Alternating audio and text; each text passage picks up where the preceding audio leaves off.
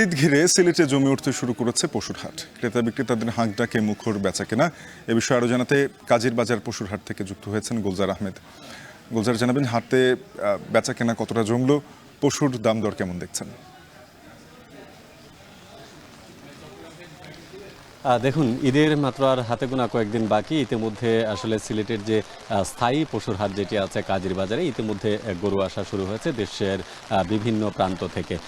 এই মুহূর্তে আসলে পাইকার যারা আছেন তাদের যথেষ্ট উপস্থিতি রয়েছে এবং আমরা দেখতে পাচ্ছি খামারে যারা গরু লালন পালন করেন তারাও কিন্তু নিয়ে এসেছেন। পাশাপাশি এই ঈদকে উপলক্ষ করে যারা কুরবানির পশু তৈরি করেন তারাও কিন্তু নিয়ে আসছেন। তো ইতিমধ্যে সিলেটে আসলে একটু দুর্যোগপূর্ণ আবহাওয়া থাকার কারণে বাজার কিছুটা মন্দা রয়েছে এবং আমরা এখানে দেখেছি যে বিশেষ করে দেশের উত্তরাঞ্চলের রংপুর, সিরাজগঞ্জ এদিক থেকে পাইকাররা আসলে বেশি গরু নিয়ে আসছেন। তারা বলছেন যে ঈদের আসলে সিলেটে মোটামুটি 3 দিন বা 4 দিন আগ থেকে জমে উঠে, তবে বেচাকেনা নিয়ে তাদের কোনো সন্দেহ নাই। গতকালকেও বেচাকেনা তাদের ভালোই ছিল এবং বলছেন দিন যত যাবে ততই বেচাকেনার পরিমাণটা কিন্তু বাড়বে।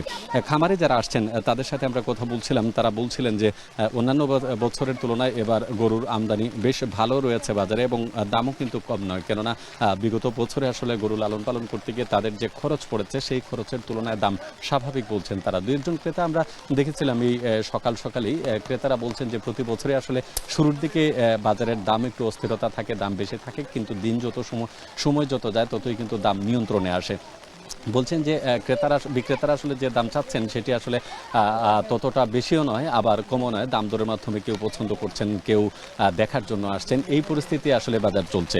সিলেট জেলা প্রশাসন থেকে যেটি আমাদেরকে জানানো হয়েছে যে এবার স্থায়ী এবং অস্থায়ী হাট মিলে মোট 16টি বাজার রয়েছে মহানগরীতে। তবে অস্থায়ী হাটে গরু এখনও আসেনি।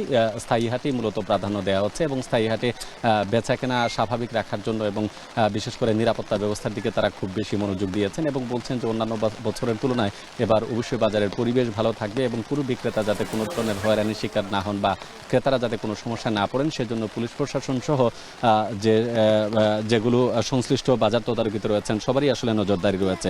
তো সব মিলিয়ে আসলে কুরবানির পশু আসতে শুরু হয়েছে, যেহেতু এখনো ঈদের আরও সপ্তাহখানেক বাকি আছে। দিন যত যাবে ততই আসলে জমে উঠবে সিলেটের যে কুরবানির পশুর হাট।